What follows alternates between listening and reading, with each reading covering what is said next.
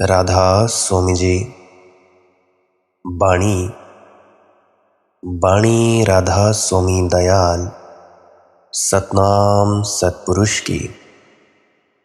आज की सत्संग वीडियो का विषय है मन लगे या ना लगे फिर भी बैठो, ड्यूटी समझकर बैठो, हुक्म समझकर बैठो। अक्सर ऐसा क्यों कहा जाता है? आखिर क्या कारण है जिस कारण सद्गुरु हमेशा हमें यही फरमाते हैं हर बात के जवाब में कि भजन सिमरन करो। कोई दुख है भजन सिमरन करो, कोई मर गया भजन सिमरन करो, कुछ खो गया भजन सिमरन करो।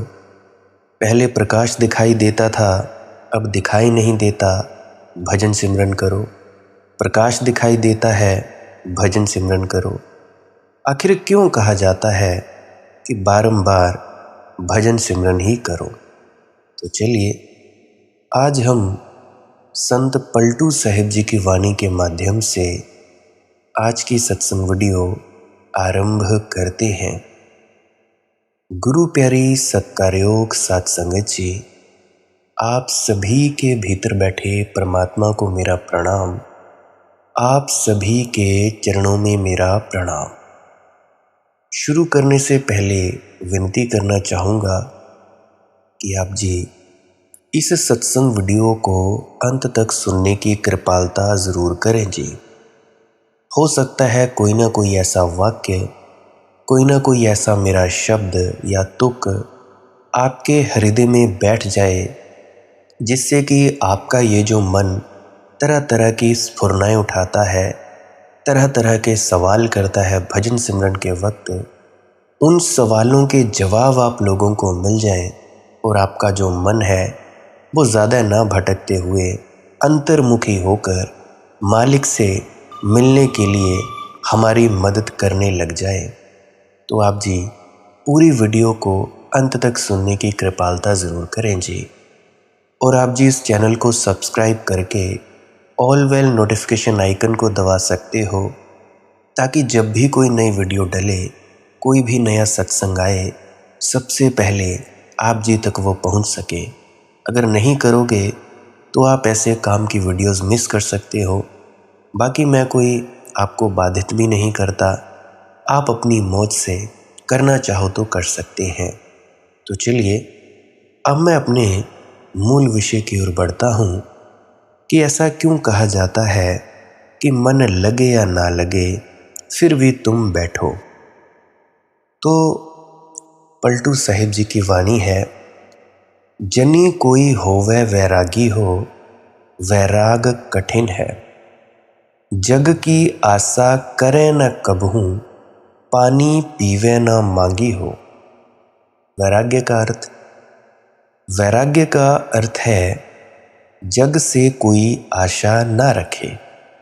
जैसे कि हमने पिछले सत्संग वीडियो में ये जाना कि सच्चा वैराग्य और झूठा वैराग्य क्या होता है। अगर किसी ने नहीं वो सुनी हो तो कृपया करके उसको ज़रूर सुनने की कृपालता करें जी। उसमें आपको पता लगेगा अपने बारे में जानने का कि आपके भीतर सच्चा वैराग्य आया है या झूठा वैराग्य आया है। किसी संत महात्मा को सुनने से, या किसी की बात सुन ली, या किसी किताब में पढ़ लिया, या उस किताबों को पढ़कर या सुनकर वैराग्य पैदा हुआ है, या परमात्मा की सच्ची प्यास जगी है। अब कईयों में वैराग्य आता है क्योंकि उनका ब्रह्मचर्य पूरा नहीं होता। जिनका ब्रह्मचर्य पूरा नहीं होता तो उनके जीवन में अशांति होती है। छोटी उम्र में जो भी लड़के या लड़कियां ब्रह्मचर्य का पालन नहीं करती, 22 या 25 साल के पहले ही ब्रह्मचर्य का खंडन होता है, तो उनके अंदर बहुत ही ज़्यादा अशांति होती है। और इस अशांति को शांति में बदलने के लिए वे परमार्थ के मार्ग को चुनते हैं, बैठते हैं ध्यान में, घंटों घंटों बैठने की चेष्टा करते हैं।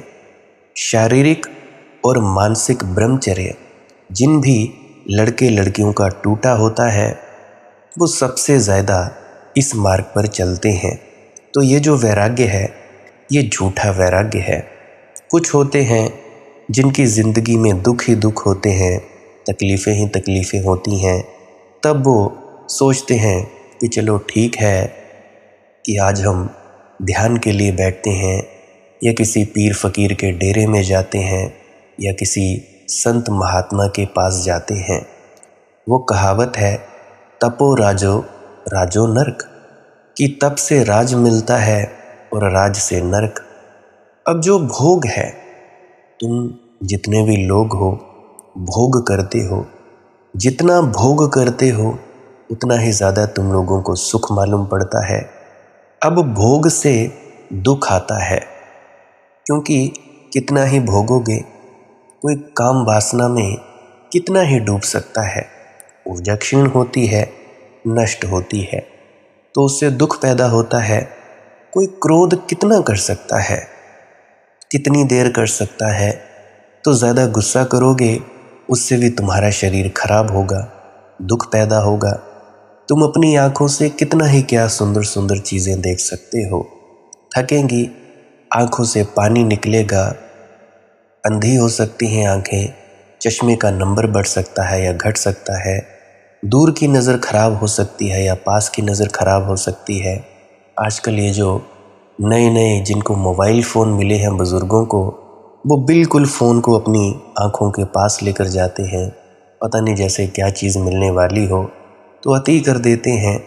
मैं देखता हूँ तो ये जो है आँखें खराब करने का मामला है। अब कईयों को जीभ का स्वाद इतना खा पी लेते हैं।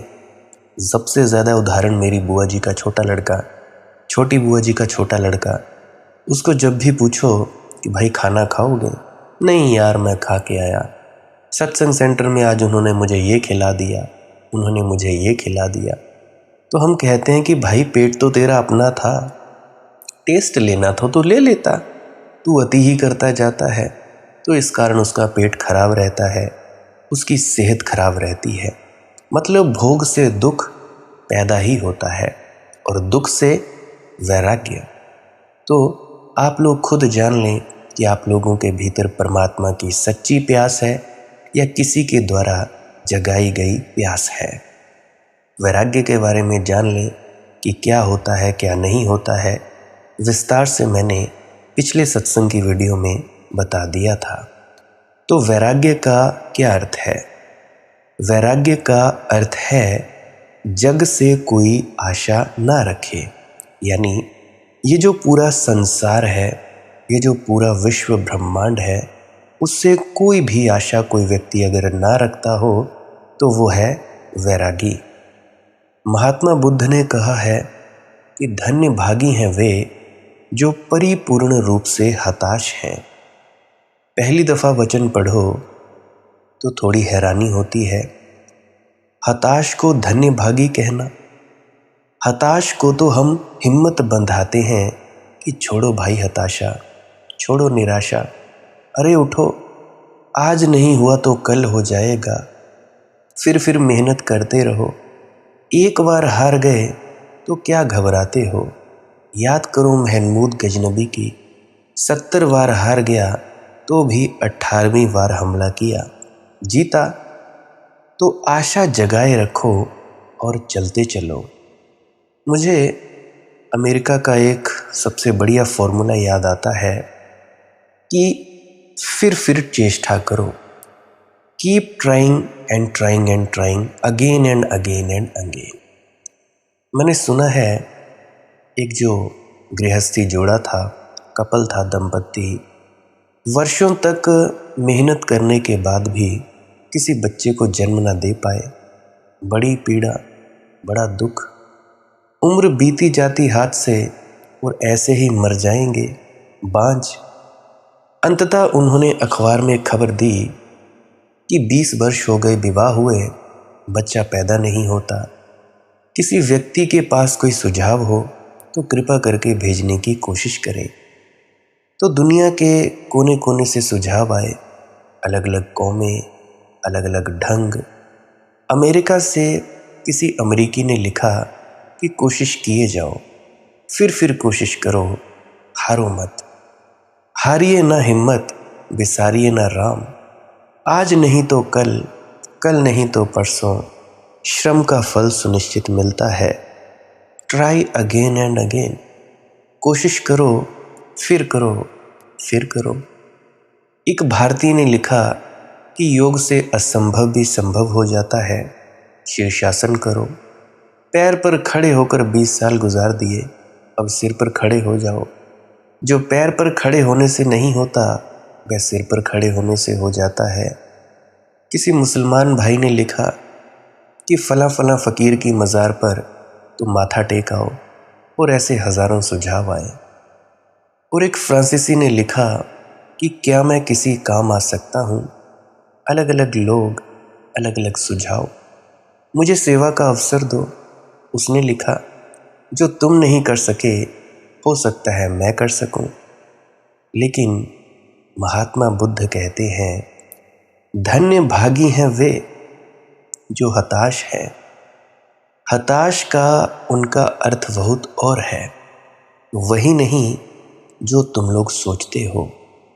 यहाँ महात्मा बुद्ध के कहने का हताशा का अर्थ नकारात्मक नहीं है। महात्मा बुद्ध कहते हैं जिनको ये समझ में आ गया कि इस जगत में कोई आशा कभी पूरी हो ही नहीं सकती, नहीं कि इससे वह दुखी होता है, आनंदित होता है कि एक सच तो हाथ में आया। उसकी हताशा में दुख के कांटे नहीं होते, आनंद के फूल होते हैं। एक परम सत्य हाथ लग गया, ये कोई दुख की बात थोड़ी है, नाचो गाओ।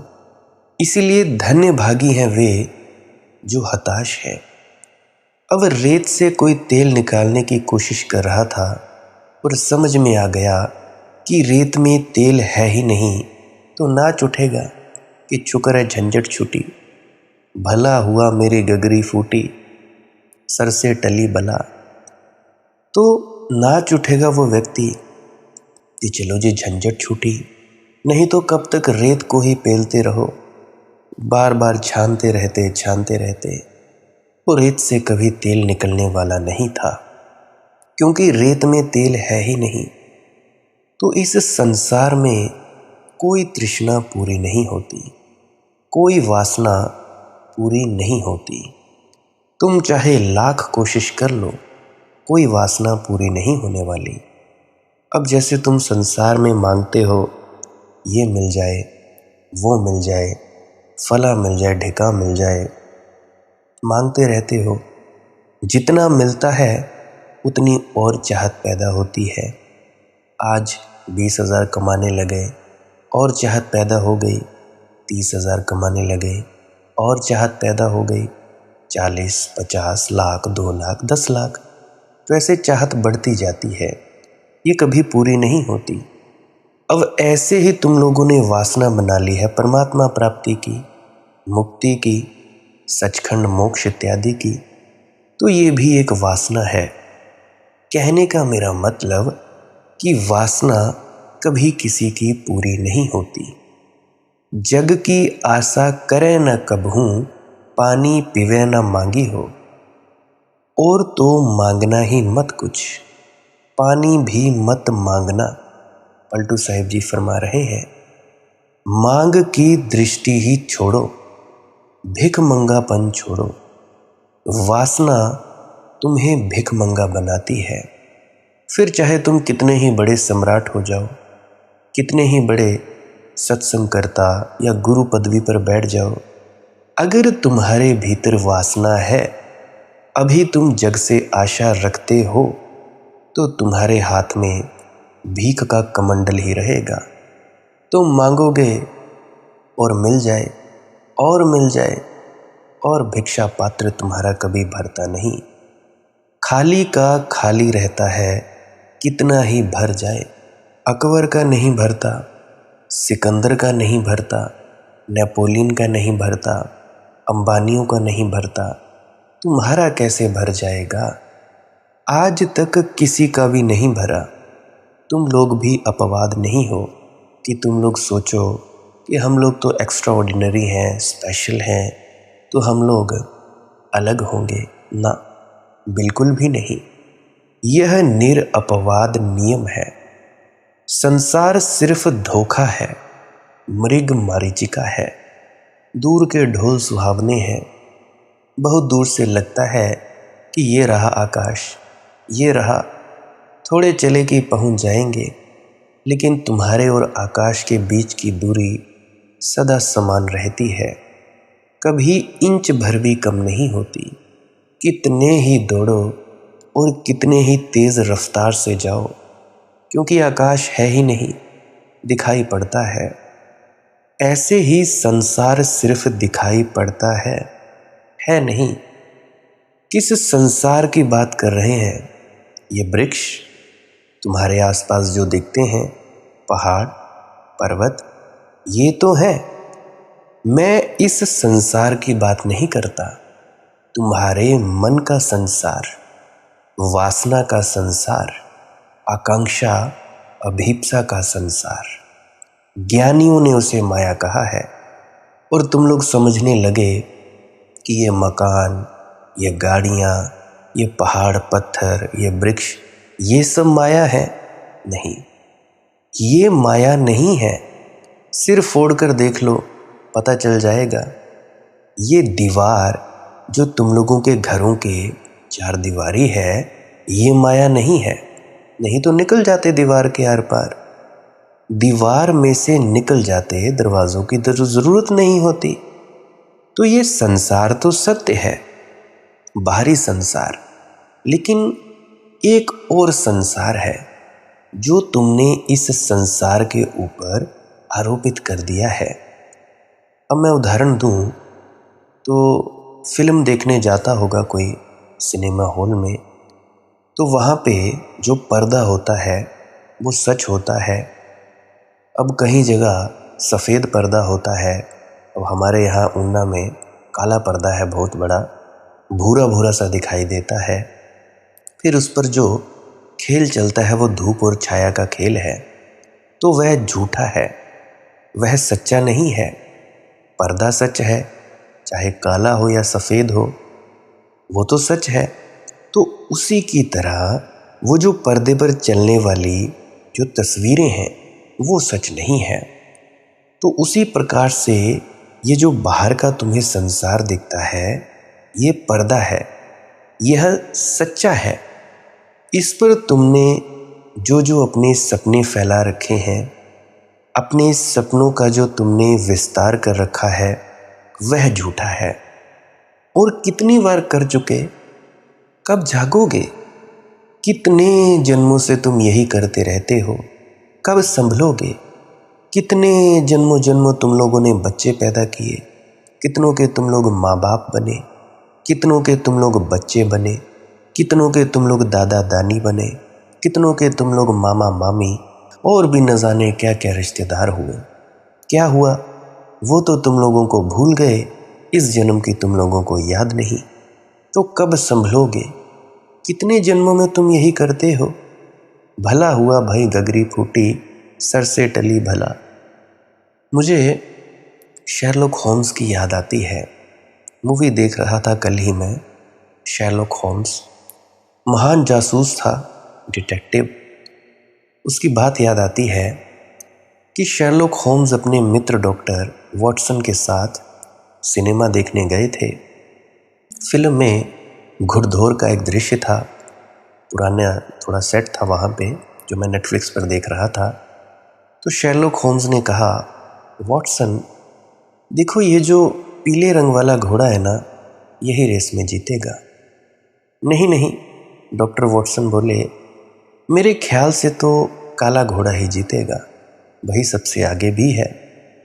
कुछ ही समय में रेस के अंत होते होते पीला घोड़ा वाकई तेज दौड़कर आगे निकल गया और जीत गया। तो डॉक्टर वॉटसन बोले कि भाई मेरे मित्र, मुझे तुम पर नाज है।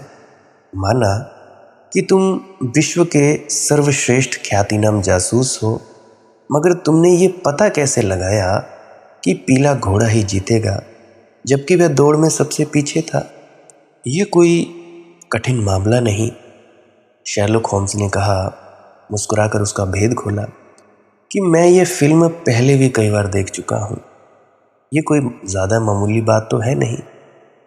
तो मेरे मित्रों, मेरे प्रियजनों, दीवानों, प्रेमियों, सज्जनों, इस संसार की फिल्म को तुम लोग कितनी बार देख चुके हो?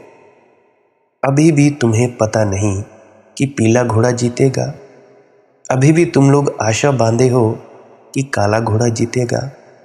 क्योंकि काला घोड़ा आगे है, यहाँ पीले घोड़े ही जीतते हैं।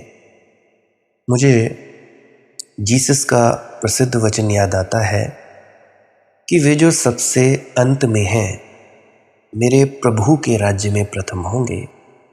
पीले घोड़े की बात हो रही है, पीछे था सबसे, और जो यहाँ प्रथम है वे मेरे प्रभु के राज्य में अंतिम होंगे। अब जरा इसे समझो, यहाँ कौन है अंतिम? जिसने जीवन से सारी आशा छोड़ दी, दौड़ ही छोड़ दी, दौड़ ही नहीं रहा है, वह घोड़ा जीतेगा। जो दौड़ ही नहीं रहा है उसी का नाम सच्चा सत्संगी है, सच्चा नामदानी सज्जन है, सच्चा सन्यासी है। जो घुड़दौड़ छोड़कर किनारे बैठकर विश्राम कर रहा है, आंख बंद कर ली है, भीतर डुबकी मार गया है। जिसका लक्ष्य अब बाहर नहीं है कहीं, जिसका लक्ष्य अब भीतर है, जो अंतर्मुखी हो गया है, जिसने एक नई यात्रा पकड़ ली है, अंतर यात्रा, वही जीतेगा। अब बहुत से मूर्ख ऐसे हैं जो अंतर यात्रा में भी कुछ ना कुछ करने की सोचते हैं। अगर अंतर यात्रा में भी कुछ ना कुछ करना होता तो बाबाजी महाराज ये क्यों कहते कि शब्द और प्रकाश के जरिए तुम लोग अपनी मंजिले मकसूद तक पहुंचोगे। और शब्द और प्रकाश, उसको क्या करना है? वे फरमाते हैं पहले तुम जाप करो, किसी भी प्रकार का जाप करो। कोई 5 नाम का जाप देता है, कोई राधा राधा कहने को कहता है, कोई कुछ कहता है तो कोई कुछ कहता है। अब होता क्या है इससे आ जाती है एकाग्रता। एकाग्रता यानी बहुत से ख्याल होते हैं, वो हटकर एक ख्याल बन जाता है जो भी तुम जाप करते हो। अब यहीं से असली खेल शुरू होता है। क्या? अब तुम्हारा मन जो है वो बाहर नहीं जाता, अंतस में रहता है। अब करना कुछ नहीं है, अब इस शब्द धुन और प्रकाश को देखते रहना है। बहुत से हैं जिनको प्रकाश दिखाई दे सकता है या जिनको पहले शब्द धुन सुनाई दे सकती है, एक ही बात है। तो ये जो शब्द धुन है, इसको सुनते सुनते भीतर जाते जाना है। और ध्यान रहे, कुछ नहीं करना है, करने की बात ही खत्म। तुम्हारा इतना कर्म था कि खुद को बैठाना, अब बाकी मालिक का कर्म।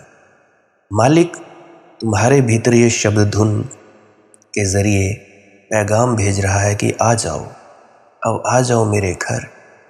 तो इस शब्द धुन को पकड़ना है। पकड़ने से मेरा मतलब इसको सुनते सुनते कुछ नहीं करना है, आंख बंद करके बस बैठे रहना है, कुछ नहीं करना है। अब बहुत से हैं जो इस मूर्खता में पड़े हैं कि जी हम कितनी देर बैठें, 2 घंटे बैठें जी, 4 घंटे की सिटिंग करें, 8 घंटे की, 10 घंटे की। अक्सर मैं यहाँ पे बसाला में, हमारा यहाँ पे बसाल सेंटर है झलेड़ा से आगे 3-4 किलोमीटर, वहाँ पे लोग मुझे पूछते हैं कि आपकी कितनी सीटिंग है। अब मैं क्या बताऊँ, क्या खाक मेरी सीटिंग है, 24 घंटे तो चली रहती है। वो भूलता ही कहाँ है, कैसे भूलूँ उस दृश्य को, कैसे भूलूँ उस अनुभव को जो अनुभव हो गया है, नहीं भूल सकता। तो ऐसा नहीं है, तो खैर ये तो मेरी बात है। अब वहाँ पे पूछते हैं कि जी 8 घंटे बैठते हो, 10 घंटे बैठते हो या 12 घंटे बैठते हो। बात घंटों बैठने की नहीं है, असल बात यह है कि तुम लोग अपने आपे में ठहरो, स्थित हो जाओ, कुछ मत करो और साक्षी होकर देखते रहो, जो होता है वो होए। यह है तुम्हारी ट्रेनिंग, यह है तुम्हारी प्रैक्टिस। जो होता है होने देना है, मतलबी नहीं। विचार उठते हैं उठने देने हैं। ये जी काम वासना आ गई, क्रोध आ गया, लोभ आ गया, आने देना है और जाने देना है, कुछ नहीं करना। अगर इस शब्द धुन सुनाई देती है तो उसको सुने। ये सन्नाटा, ये टी टी जैसी आवाज़, ये साई साई जैसी आवाज़, इसको सुनते जाएं। अगर नहीं कुछ भी तो इस अंधेरे में ही देखते रहना है, कुछ नहीं करना। धीरे धीरे तुम अपने आप ही भीतर सरकते चले जाओगे, सरकते चले जाओगे। तुमने बस रहना है साक्षी। ये है साक्षी होने की साधना, जागृत अवस्था में आने की साधना। तो ये जो साधना है, ये है असली बात। अब ऐसे ही करते करते तुम अपने आप पे तक पहुंच जाओगे, अपने आप की पहचान कर लोगे। अब जितना कोई व्यक्ति भीतर डूबता जाता है, उतना ही ज़्यादा उसका सांसारिक व्यवहार ही बदलता जाता है। संसार में उसका व्यवहार बहुत अच्छा हो जाता है, बहुत ही ज़्यादा विनम्रता। ये नहीं कि दिखावे वाली, ये नहीं कि भाई परमात्मा के सामने आंसू निकालने चाहिए तो आंसू निकाल दिए। जैसा कि भी मैं कुछ दिन पहले एक ऑडियो सुन रहा था, कहते तो हैं कि वो हुजूर जी की है, पर मुझे पता नहीं कि वो है कि नहीं।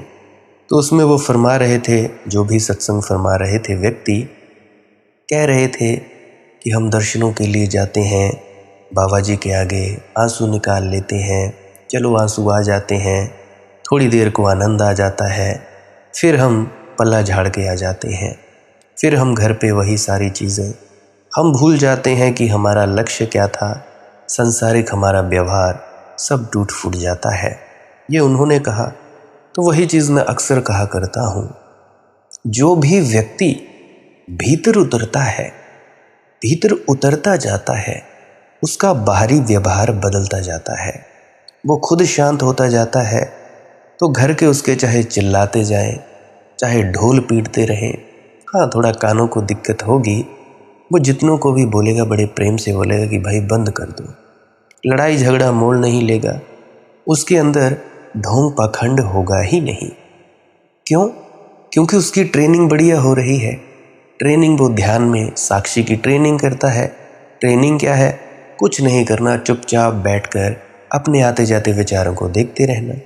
क्या हो जाएगा? उठेंगे तो उठते रहें। देखते देखते उसकी जागृता बढ़ती जाती है।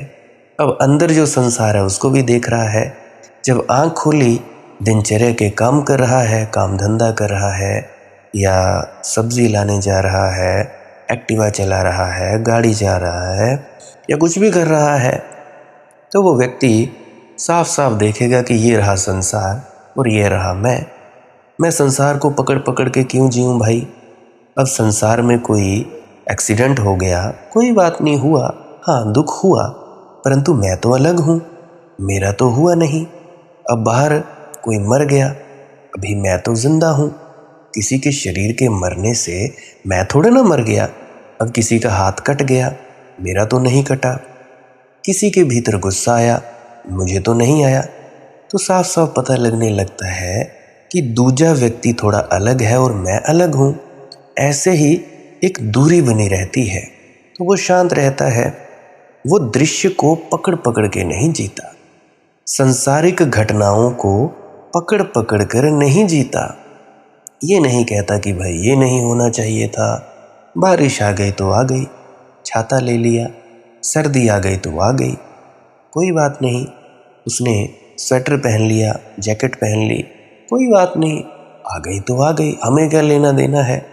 वो ये नहीं कहता कि नहीं नहीं जी बारिश नहीं आनी चाहिए थी, नहीं नहीं जी सर्दी नहीं आनी चाहिए थी, अब ये सूरज देवता गर्मी पैदा कर रहे हैं, ये नहीं आने चाहिए थे। नहीं भाई, बिल्कुल नहीं कहता, क्योंकि वो गवाह मात्र है, साक्षी है। तो ये है साधना। आपका संसारिक व्यवहार बता देता है कि आप लोग भीतर कितनी अंदर तक गए हो। देखो मेरे मित्रों, प्रिय सज्जनों, दूसरों के सामने आप जितना मर्जी दिखावा कर लो कि हम ऐसे हैं, हम वैसे हैं, हम बड़ा भजन सिमरन करते हैं, हम बड़े विनम्र हैं, हम हाथ जोड़ते हैं, बाबा जी की बड़ी इज्जत और मान सम्मान करते हैं, या बहुत सी चीज़ें। आप लोगों को अपने आप को तो पता ही होगा ना कि आप लोग कितने पानी में हो। पता होगा ना, तो भाई किसी को बताने की ज़रूरत नहीं है। जिन जिन को अपने भीतर कोई ना कोई कमी दिखती है, लगती है, खुद ब खुद सुधार लो। दुनिया में एक नया युग पैदा होना चाहिए, एक नया युग, कलयुग के बाद एक बढ़िया स्वर्ण युग, जहाँ पे सब व्यक्ति शांत हो, पृथ्वी हो जाए वसुधैव कुटुंबकम, पूरी वसुधा ही एक परिवार हो जाए। और ये होगा कैसे? साक्षी रहने से। तुम साक्षी हो जाओ, तुम गवाह मात्र हो जाओ, तुम शांत हो जाओगे, तुम्हारी शांति बढ़ती जाएगी, बढ़ती जाएगी। तुम्हारा जो ऑरा होगा, तुम्हारी जो ऊर्जा की तरंगे होंगी, कोई कितना ही क्या तंग कर सकता है तुम लोगों को। कोई भी संत होता है, उसके पास कोई भी व्यक्ति ज़्यादा देर तक अपने स्वभाव से विपरीत नहीं रह सकता। अगर कोई कामी है, क्रोधी है, लोभी है, लालची है, या जो भी भावनाएं हैं, ज़्यादा देर तक उसके पास नहीं रह सकती।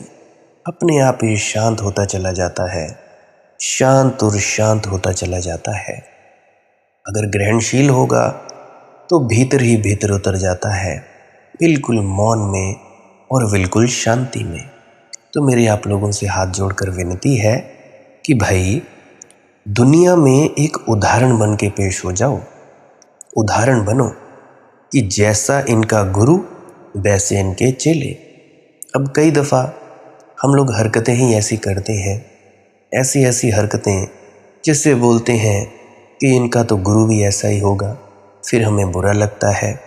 तो भाई फिर क्यों बुरा मनाते हो? तुम लोगों की हरकतें सही नहीं तो क्यों बुरा मनाते हो? फिर बुरा मनाने से होगा क्या? अक्सर बाबा जी महाराज फरमाते हैं कि भाई हमने एक बढ़िया उदाहरण पेश करके सामने को दिखानी है, किसी के लिए नहीं, अपने लिए। दूजे हमें देखें तो उनके भीतर एक प्रेरणा आनी चाहिए कि ये व्यक्ति इतना आनंदित है, इतना मौन है, तो हम कितने मौन हो सकते हैं। अब देखो, तुम लोग बहुत से हो, सत्संग सेंटरों में जाते हो, डेरों में चले जाते हो, गुरुद्वारों में, मंदिरों में, मस्जिदों में, वहाँ पर तो तुम बड़ा बढ़िया सेवा भाव करते हो, बहुत ही ज़्यादा प्रेम से बुलाते हो। घर में, अगर घर में तुम कुत्तों की तरह बोल रहे हो, लड़ झगड़ रहे हो, तो तुम लोगों का ये ढोंग पाखंड नहीं है। मैं कहता हूँ अपने घर से शुरू करो। Charity begins at home. जो शुरुआत है अच्छाई की, अपने घर से करो। मैं कहता हूँ जिस व्यक्ति की अपने घर में इज्जत नहीं, उसकी कहीं भी इज्जत नहीं। अब देखो, इज्जत की बात कहता हूँ, इज्जत से मतलब, अब बहुत से जीव होंगे जिनके घर में नहीं इज्जत है। क्यों नहीं है? वो कहेंगे कि यार ये तो फालतू में गुस्सा ही करता रहता है, बाकी सेंटरों में जाकर तो बड़ी सेवा करवाता है, दूजों से तो बड़ा प्रेम से बात करता है, अभी ये दूसरी स्त्रियों से तो बड़ा प्रेम से बात करता है, अब मुझसे पता नहीं ऐसे क्यों बात करता है। ऐसे स्त्रियों का हाल कि सेंटरों में जाकर तो बहुत बढ़िया करती है, मुझसे जब बोलती है तब ये कुत्ते की तरह खानी पड़ती है। तो ये इज्जत ही नहीं है घर में। तो अगर तुम घर में इज्जत ही नहीं, मान सम्मान नहीं, तो फिर क्या फ़ायदा तुम्हारा? फिर तो ढोंग पाखंड ही है। हाँ, वो बात अलग है, अगर तुम लोग सच बोलना चाहते हो, किसी का दिल नहीं दुखाते हो, तुम 24 घंटे गुस्से में नहीं रहते हो, या और भी तरह तरह के जो विकार हैं वो तुम्हारे अंदर नहीं आते हैं, और फिर भी दूजे कहते रहें कि तुम तो पागल हो, तुम्हारा कोई लेना देना ही नहीं है, फिर वो बात अलग है। परंतु तकरीबन बहुत सारी जगहों में यही है कि तुम लोग अपने घर से शुरू करो, काम करो, कर्म करो, और फल की इच्छा मत रखो। फल देगा तुम्हारा अपना गुरु, तुम्हारे भीतर बैठा गया गुरु। परमात्मा से अगर फल की इच्छा रखते हो, तारीफ की इच्छा रखते हो, तो परमात्मा से रखो, अगर कामना ही रखनी है। बाकी ये तो परमार्थ है भाई, परमार्थ में तो रज़ा और भाड़े में रहना ही पड़ेगा। तो मैंने अंतर यात्रा के बारे में बताया कि भाई अंतर यात्रा अलग ही बात है, बाहिर्मुखी से अंतर्मुखी हो जाना कैसे होते हैं ये भी मैंने बताया। जग की आशा करे न कबहू, पिवे पानी पिवे न मांगी हो। तुम तो क्या क्या मांग रहे हो, पानी भी पीने को मत मांगना, क्योंकि इस जगत में प्यास ही नहीं मिटती। कितना ही पानी पियो, प्यास बढ़ती चली जाती है। इस जगत में प्यास मिटाने के उपाय ही नहीं है। प्यास तो मिटती है केवल परमात्मा को पीने से, और परमात्मा मांगने से नहीं मिलता। ये मेरी बात कान खोलकर समझ लो, सुन लो, सुन ले जिनके कान है। परमात्मा मांगने से नहीं मिलता, परमात्मा मांग छोड़ देने से मिलता है। फिर सुनो, परमात्मा मांगने से नहीं मिलता, परंतु परमात्मा मांग छोड़ देने से मिलता है। इस मांग को छोड़ दो, इस गणित को ख्याल में रख लो। कुछ भी ना मांगो, परमात्मा को भी मत मांगना, मोक्ष भी मत मांगना, सचखंड या मुक्ति भी मत मांगना। ये भी मत मांगना कि जी मैं इस जन्म में आना नहीं चाहती जी, अगला जन्म नहीं चाहती जी, या मैं अगला जन्म नहीं चाहता जी। ना, कोई मांग नहीं। बात याद आती है मुझे बाबा सावन सिंह जी की। अक्सर वो सत्संगों में फरमाया करते थे कि बेटा, जो मालिक के सच्चे भक्त और प्यारे होते हैं ना, वो परमात्मा से मोक्ष और मुक्ति की या सचखंड की भी मांग नहीं करते। वे बस इतना ही फरमाते हैं कि परमात्मा बस तेरा प्रेम, कुछ नहीं, बस प्रेम है तो है। तो परमात्मा को भी मत मांगना, मोक्ष भी मत मांगना, सचखंड भी मत मांगना, मांगना ही मत।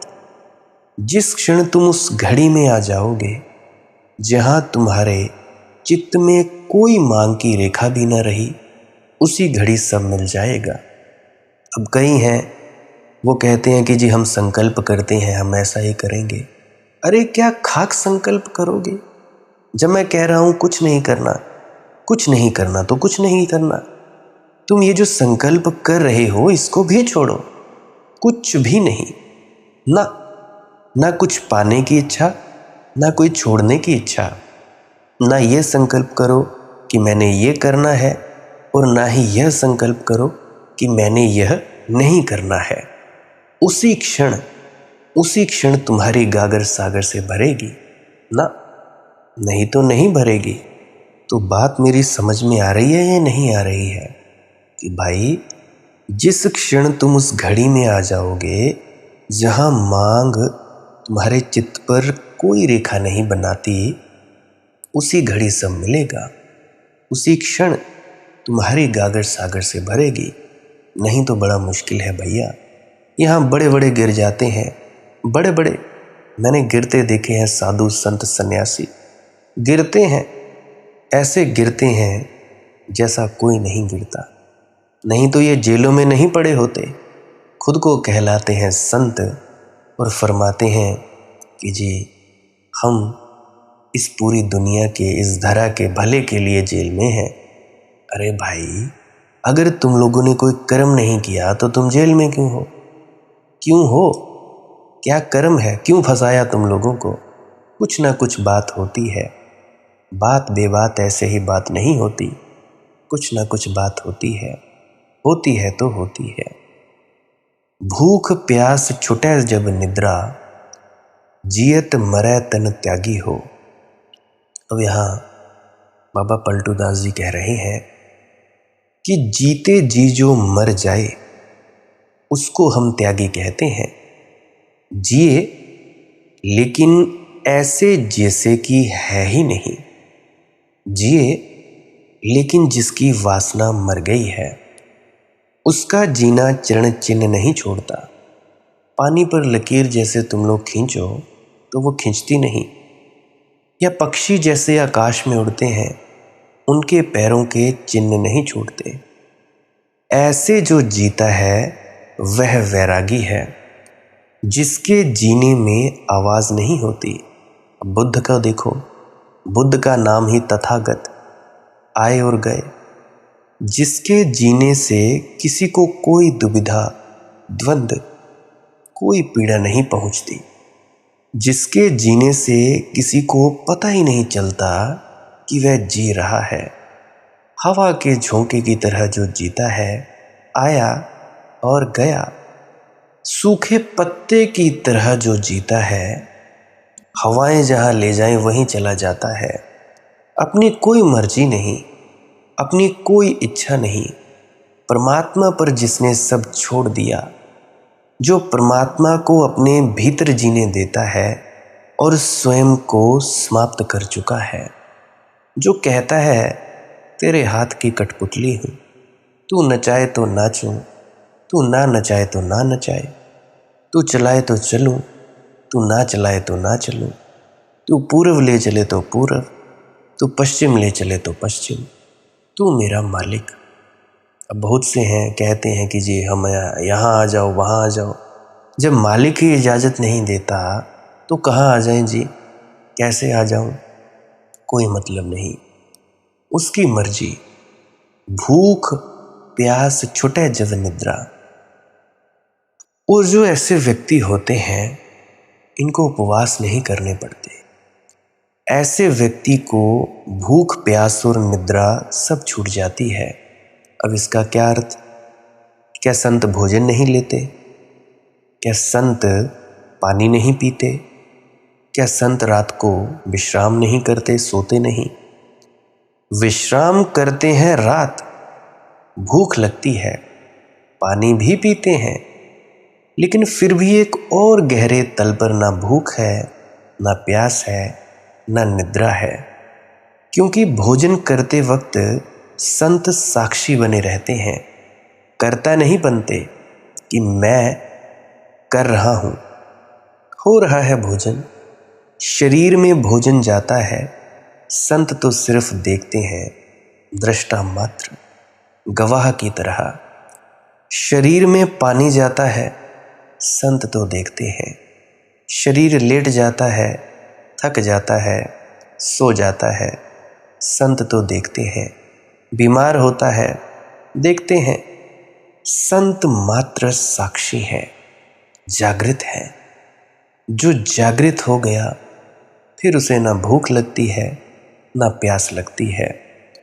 मैंने सुना है, एक पुरानी कहानी है, श्री कृष्ण के दिनों की कहानी, जैन शास्त्रों में है कि कृष्ण के एक चचेरे भाई नेमिनाथ जैनों के तीर्थंकर हुए। नेमिनाथ का आगमन हुआ है, यमुना पूर पर है। असमय पूर आ गया है, यानी बहुत ज़्यादा ऊपर की तरफ आ गई है नदी। तो नेमिनाथ नदी के उस तरफ ठहरे हैं और कृष्ण ने रुक्मणी से कहा कि जाओ भोजन ले जाओ, नेमिनाथ को भोजन करा आओ, वे तो इस क्षण पार ना आ सकेंगे। नदी पूरी तरह से ऊपर है और जैन मुनि पानी में नहीं चलता। नदी की तो बात छोड़ दो, वर्षा में नहीं चलता, क्योंकि रास्ते पर कहीं गड्ढे में पानी पड़ा हो, कुछ हो, गीली ज़मीन पर नहीं चलता। गड्ढों की बात छोड़ दो, क्योंकि गीली ज़मीन में कीड़े पैदा हो जाते हैं, छोटे छोटे सूक्ष्म, वे दबकर मर ना जाएं। घास पर नहीं चलता, क्योंकि घास पात में कहीं कोई छोटे छोटे कीड़े दबे हों, मर जाएं, छिपे हों, दब जाएं। तो पानी में नहीं चलता, तो वे तो आएंगे नहीं, तुम चली जाओ। लेकिन उन्होंने कहा, रुक्मणी जी ने, कि हम कैसे जाएं? नदी तो बहुत ऊपर है, उफान पर है। नाव वाले भी नाव खोलने को राजी नहीं, क्योंकि भाई भयंकर है, इतना ज़्यादा बाढ़ आ रही है, तो इतना कहाँ कोई चलाएगा। तो श्री कृष्ण ने कहा कि देखो भाई, ये कोई अड़चन की बात नहीं, तुम जाकर यमुना से कहना कि हे यमुना, अगर नेमिनाथ जीवन भर के उपवासे हों, कभी खाना ना खाया हो, उपवास का मतलब कि भूखे हों, तो रास्ता दे दो। और मैं जानता हूँ कि यमुना रास्ता देगी। मैं नेमिनाथ को भी जानता हूँ, यमुना को भी जानता हूँ, तुम जाओ। तो भरोसा तो नहीं आया उसको, रुक्मणी जी को। लेकिन जब कृष्ण कहते हैं तो करके देख लें, और जिज्ञासा भी जगी कि कौन जाने ऐसा हो भी जाए तो यह चमत्कार होगा। संकोच में, संदेह में जिज्ञासा में बहुत से थालों में भोजन सजाकर रुक्मिणी और उनकी सखियां यमुना के तट पर पहुंची। बड़ा पागलपन लग रहा था यमुना से यह कहने में कि हे यमुना, लेकिन कहा, झिझकते झिझकते कहा कि हे यमुना, अगर नेमिनाथ जीवन भर के उपवासी हों तो रास्ता दे दो। आंख फटी की फटी रह गई। यमुना ने रास्ता दे दिया, 2 हिस्सों में टूट गई, बीच में मार्ग बन गया। रुक्मिणी भोजन के थाल लेकर सखियों को लेकर उस पार उतर गई। नंगे नेमिनाथ नग्न एक वृक्ष के नीचे बैठे हैं। उनके शरीर को देखकर ऐसा तो नहीं लगता कि इन्होंने कभी भोजन न किया हो। बड़ी स्वस्थ देह है, हृष्ट पुष्ट।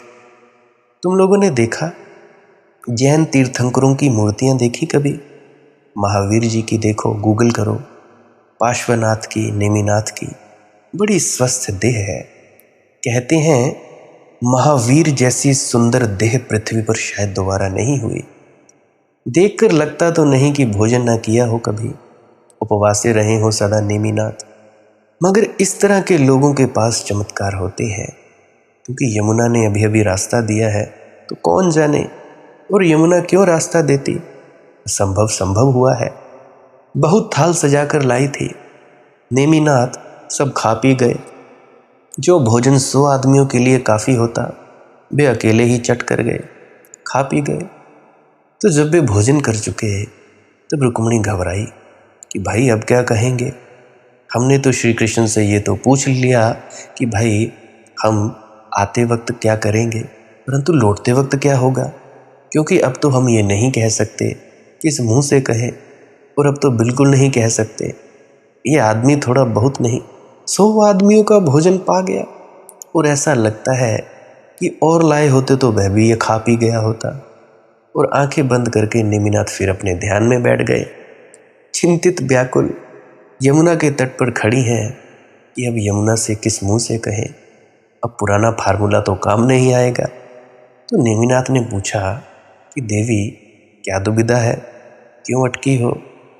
उन्होंने कहा कि मामला ये है, हम ये सूत्र कहे थे तो भाई ये तो अब काम नहीं आ सकता। नेमिनाथ खिलखिलाकर हंसे और उन्होंने कहा, ये फार्मूला सदा काम आएगा। तुम फिर से यही कहो कि यदि नेमिनाथ जीवन भर के उपवासे हों तो यमुना मार्ग दे दो। पहले तो कहा था तो संदेह से कहा था, अब तो कहा तो बिल्कुल ऐसा लगा कि पागलपन है, मगर कोई और उपाय था नहीं। रुक्मिणी ने कहा कि हे यमुना, राह दे दो अगर नेमिनाथ जीवन भर के उपवासे हों। और राह दे दी यमुना ने। श्री कृष्ण से जाकर पूछा कि राज समझने के बाहर है। हमें इतनी उत्सुकता यमुना में थी, अब उससे भी ज़्यादा उत्सुकता इसमें है कि नेमिनाथ कैसे उपवासे। हमारे सामने थालों पर थाल साफ कर गए, अब हमें कोई धोखा नहीं दे सकता कि वे उपवासे हैं। यमुना का मार्ग दे देना तो छोटा चमत्कार हो गया। अब तो श्री कृष्ण ने कहा, ठीक देवी, वे उपवासे हैं, क्योंकि साक्षी है, दृष्टा है। नेमिनाथ ने भोजन नहीं किया। नेमिनाथ तो देखते रहे। अब जैसे तुम देखती रही कि नेमिनाथ भोजन ले रहे हैं, ऐसे ही पीछे खड़े साक्षित्व में नेमिनाथ देखते रहे भीतर खड़े कि नेमिनाथ क्या जो शरीर है वो भोजन ले रहा है। तुम भी देख रही थी, नेमिनाथ भी देख रहे थे। भोजन का कृत्य तो शरीर में घट रहा था। तो ऐसे ही इसे तुम सब याद रखना, नहीं तो ये सूत्र खतरे में ले जाएगा। नहीं तो कुछ नासमझ इस तरह की कोशिश शुरू कर देते हैं कि भोजन न लो, पानी न लो, रात को सो मत। बहुत से मूढ़मती हैं, सोते ही नहीं रात को। कहते हैं कि जी हम भजन करते हैं तो हम रात को 4 घंटे सोते हैं।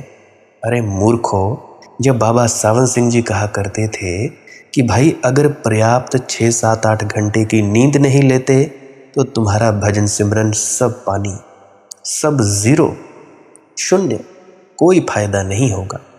8 घंटा नींद लेने की कोशिश करो। तो बहुत से हैं सोते ही नहीं, खाते ही नहीं, पीते ही नहीं। अरे भाई, जितना शरीर के लिए ज़रूरी है उतना तो खाओ पियो। हाँ, अगर कोई मेरे जैसा कोई काम ना धंधा ऐसे घर पे बैठा रहता हो, क्या करता हूँ मैं? कुछ भी नहीं, लैपटॉप निकाला, एडिटिंग करने लग पड़ा, बस काम हो गया जी। तो मेरे जैसा अगर कोई बेला हो घर से, जिसको कोई काम धंधा ना हो, वो तो भाई चाहे 10 दिन ना खाना खाए, उसका कोई दिक्कत नहीं। अब जो रोज़ इतनी मेहनत मजदूरी करते हैं, उनके लिए तो खाना 3 वक्त का बहुत ज़रूरी है, सोना भी ज़रूरी है। अगर सोएंगे नहीं तो सुबह काम कैसे करेंगे, बच्चों को कैसे पालेंगे? तो आप लोगों के लिए तो ठीक है, मेरे जैसों के लिए जो करते नहीं उनके लिए भी ठीक है कि भाई ना खाओ। तो भाई मैं कहता हूँ, सो भी, भोजन भी करो, पानी भी पियो, संसार में जियो भी, मगर जागृत रहो, साक्षी रहो, दृष्टा रहो या गवाह मात्र रहो। तो इसीलिए कहा पलटू साहिब जी ने, भूख प्यास छुटे जब निद्रा। और जो साक्षी है, गवाह मात्र है, उसका सब छूट गया। सब है और फिर भी सब छूट गया। आज के लिए बस इतना ही। जियत मरे मन त्यागी हो, वह जीता है और फिर भी मर गया। जाके धर पर शीस न होवे, रह प्रेम लव लागी। अब जिसके शरीर पर सिर नहीं होता, अब किस व्यक्ति के शरीर पर सिर नहीं होता, इसके बारे में कल की वीडियो में चर्चा करेंगे। आज के लिए बस इतना ही। कमेंट सेक्शन में सवाल पूछ सकते हैं या इंस्टाग्राम, टेलीग्राम, फेसबुक, वहाँ पे सर्च करें मालिक की मौज सत्संग। वहाँ पर भी आप जी प्रश्न पूछ सकते हैं पर्सनल। और आप जी शेयर करना चाहो तो कर सकते हो इस वीडियो को। कमेंट सेक्शन में राधा स्वामी भी लिख सकते हैं, पुरानी वीडियोस को भी सुन सकते हो, क्या पता किसी वीडियो में आपके प्रश्न का जवाब मिल जाए। बाकी आपकी अपनी मौज है, आपकी अपनी इच्छा है। और जिनके पास भी मेरा मोबाइल नंबर है, तो भाई दोपहर के 2 बजे से लेकर शाम के 6 बजे से पहले पहले कॉल किया करो। दोपहर के 2 बजे के बाद पहले करोगे, मैं तो सोया होता हूँ, कैसे उठाऊँगा? क्योंकि मैं खुद ही सोया होता हूँ। तो जिनके पास भी है मेरा नंबर पुराना, या व्हाट्सएप पे, वैसे तो सभी व्हाट्सएप पर ही मुझसे सवाल पूछ लिया करें, व्हाट्सएप पर ही पूछेंगे तो ज़्यादा बेहतर है। हाँ, हुई कभी मजबूरी तो एक बार 2 बजे के बाद कॉल कर लिया करो। उठा लिया तो ठीक, नहीं उठा लिया तो भाई मस्त हुआ होगा, कहीं पे होगा कोई सेट, पूरी तरह से खाया पिया होगा, तो भाई उसके लिए मैं क्षमा चाहता हूँ। तो ये वक्त है कॉल का। बाकी आप जी मैसेज के माध्यम से भी पूछ सकते हो। बाकी भजन सिमरन करते रहिए, ध्यान में उतरते रहिए, सांस क्रिया करते रहिए, कुछ ना करने में ज़रूर बैठिए। भजन सिमरन क्या है? भजन और सिमरन 2 अंग हैं। सिमरन है कुछ शब्दों का जाप करना जो आपको आपके सद्गुरु द्वारा बताए जाते हैं। कोई भी जाप हो सकता है, कोई भी शब्द हो सकते हैं। करना क्या है? किसी कमरे में बैठ जाइए, या रात को बैठ सकते हैं, सुबह बैठ सकते हैं, या जब भी आपको फुर्सत के लम्हे मिले बैठ सकते हैं। तो जब बैठें तो शरीर को बिना हिलाए डुलाए बैठना है। जो बैठ नहीं सकता तो वो लेट जाए, जो चौकड़ी नहीं मार सकता वो टांगे सीधी कर ले। कोशिश ये रहनी चाहिए कि ज़्यादा से ज़्यादा वक्त शरीर को बिना हिलाए डुलाए बैठा जाए। उसके बाद अपने शब्दों का जाप शुरू कर दें। आंख बंद रखें, आंखों पर ज़्यादा जोर नहीं लगाना है, कोई कष्ट नहीं देना है, नहीं तो सर में दर्द होगा और फिर आप लोगों को परेशानी हो सकती है। तो आपने क्या करना है? चुपचाप शांत होकर बैठे रहना है, शब्दों का जाप शुरू कर देना है। जितनी देर भी आप करना चाहो, आधा घंटा, पौना घंटा, 10 मिनट, 15 मिनट, या जितनी भी आपको आपके सद्गुरु द्वारा दिया गया निर्देश है, जितना निर्देश है उसका पालन कीजिए। और उसके बाद दूसरा स्टेप करना बड़ा ही ज़्यादा ज़रूरी है। वो क्या है? वो उसी अवस्था में बैठे रहें या आसन भी बदल सकते हैं। ये जो शब्दों का जाप होता है, ये एकाग्रता के लिए होता है, ताकि मन की एकाग्रता आ जाए। और जब मन की एकाग्रता आ जाए, फिर दूसरा कदम क्या है? धुन सुनने के लिए बैठना। चुपचाप बैठे रहें, आंख बंद है, शब्दों का जाप बंद कर देना है। और अगर कोई भी आपके गुरु महाराज हैं, उनको आप स्मरण कर रहे थे, याद कर रहे थे, आंखों के सामने शक्ल ला रहे थे, तो उसको लाना बंद कर दीजिए। शब्द धुन सुन रही है तो सुनते रहिए, आंख बंद करके अंधेरे में ही टिके रहें। टिके रहना है और ये इच्छा नहीं करनी है कि कुछ दिखे, कहीं पहुंचा जाए, परमात्मा को पाना है, ये करना है, वो करना है। याद रखें, ना कुछ समझना है ना कुछ देखना है। ऐसे ही अज्ञानी होकर इसी अंधेरे में पड़े रहें। इसी अंधेरे में पड़े रहना है बस। उसके बाद जो होगा सो होगा।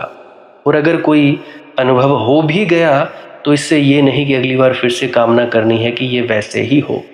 कामना ही सबसे बड़ी अड़चन है, इच्छा ही सबसे बड़ी अड़चन है, किसी चीज़ की तृष्णा करना ही सबसे बड़ी अड़चन है, मांग ही वासना है।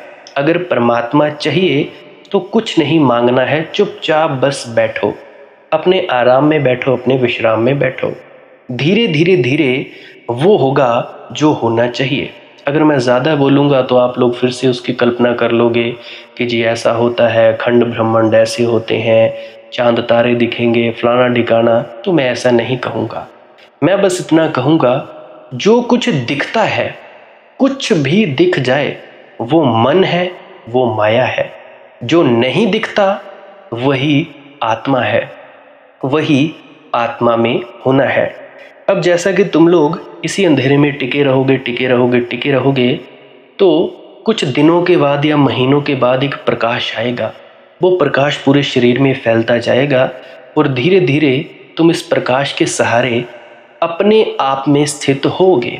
अब देखो, इस प्रकाश को देखने वाले भी तुम हो और इस शब्द धुन को सुनने वाले भी तुम हो। अब जो ये शब्द धुन को सुनता है और प्रकाश को देखता है, ये तुम हो। तो अपने आप में स्थित होना है, अपने आप को जानना ही सच्चा आत्मज्ञान है। खुद को जानना, खुद को जान लिया, मालिक को फिर जान जाओगे। तो इतनी सी प्रक्रिया है। और आगे आप श्वास क्रिया भी कर सकते हो। ये मुझे बताई गई थी विजय शर्मा जी द्वारा। वो एक उच्च कोटि के संत हैं, तो उन्होंने मुझे बताई और मेरा फ़र्ज़ बनता है कि आप सभी को बताऊं। वैसे तो मैं रोज़ रोज़ बताता हूँ, फिर भी आज फिर से बता रहा हूँ। श्वास क्रिया क्या है? नाक से सांस लेना है, मुंह से छोड़ना है। लंबा सांस लेना है नाक से और मुंह से छोड़ देना है। 15 मिनट करें, 20 मिनट करें, आधा पौना घंटा, जितनी देर भी आप कर सकते हो करें।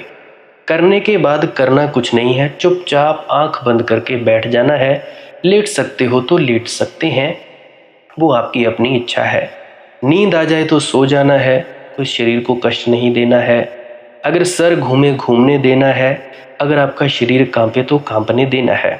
उसकी आपने दिक्कत, परेशानी और चिंता नहीं लेनी है, ये सब होता ही है। और मरने से डर लगे तब भी नहीं डरना है, ये होता ही है। क्या कहा मैंने? 15 से 20 मिनट कर सकते हैं, उसके बाद चुपचाप बैठें और अपने भीतर अपने आप उतर जाओगे। ठीक है जी। प्रेग्नेंट लेडीज़ बिल्कुल ना करें, जिनको दिल की बीमारी है या गोलियां वगैरह खाते हैं वो भी बिल्कुल ना करें, और बाकी सब कर सकते हैं। जिनको नींद नहीं आती वो अवश्य करें, और जिनको थोड़ा डिप्रेशन रहता है वो भी अवश्य करें, और जिनके बच्चे थोड़े पढ़ाई में कमज़ोर हैं वो भी ज़रूर करें। बाकी आपकी मौज है, करना हो करिए, नहीं तो आपकी अपनी अपनी इच्छा है। और ध्यान दें, जब सिमरन करें तो उसके बाद सीधा भजन पे बैठें, और जब ये श्वास क्रिया करें तो इसके बाद सीधा भजन के लिए बैठें। अलग अलग प्रक्रियाएं हैं, एकाग्रता के लिए है श्वास क्रिया और एकाग्रता के लिए ही है भजन सिमरन। सिमरन भी एकाग्रता के लिए और श्वास क्रिया भी एकाग्रता के लिए। ठीक है, मिक्स नहीं करना है, अलग अलग करिए। अगर श्वास क्रिया करी तो उसके बाद सीधा धुन सुनने पर बैठें। अगर सिमरन के शब्दों का जाप किया उसके बाद फिर से धुन सुनने पर बैठें। बाकी आपकी अपनी मौज है, जो आपको रुचे वो कर सकते हो। अगर धुन सुनने लगे तो धुन सुनने पर ही डायरेक्ट बैठा जाए, परंतु श्वास क्रिया मत छोड़ना, क्योंकि श्वास क्रिया करने से शारीरिक, मानसिक और आध्यात्मिक लाभ मिलता है। तो बाकी आप कीजिए, आपकी मौज है। और कोई प्रश्न है तो कमेंट सेक्शन में पूछ सकते हैं, या इंस्टाग्राम, टेलीग्राम, फेसबुक पे सर्च करें मालिक की मौज सत्संग, तो वहाँ पे पूछ सकते हैं। प्रश्न पूछने से पहले एक विनती, आप लोग पुरानी सत्संग वीडियोस को अवश्य सुनिए। क्या पता आपके प्रश्नों के जवाब मिल जाए और आप अपने भीतर ध्यान में उतर जाएं। बाकी आपकी अपनी मौज है। लाइक कर सकते हैं इस वीडियो को अगर आपको कुछ सीखने को मिला है, और कमेंट सेक्शन में राधा स्वामी ज़रूर लिखें। सब्सक्राइब कर सकते हैं इस चैनल को अगर रोज़ रोज़ नए नए सत्संग सुनना चाहते हैं। और बाकी आप सत्संग लगा के छोड़ दीजिए और बस छोड़ दीजिए, सुनते सुनते आप ध्यान में प्रवेश करेंगे या तो आप जी सो जाएंगे, तो आपकी मौज है। बाकी आप लोग अगर शेयर करना चाहो अपने मित्रों तक तो कर सकते हैं, नहीं तो मालिक की मौज है, कोई चक्कर नहीं है। आप मुझे इतने अंत तक सुनते हो, इतने अंत तक सुनने के लिए आपका बहुत बहुत शुक्रिया, बहुत बहुत धन्यवाद और मुबारक हो आप लोगों ने जो आनंद प्राप्त किया।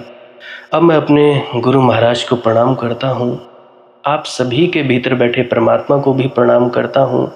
मेरा प्रणाम स्वीकार करें। राधा स्वामी जी।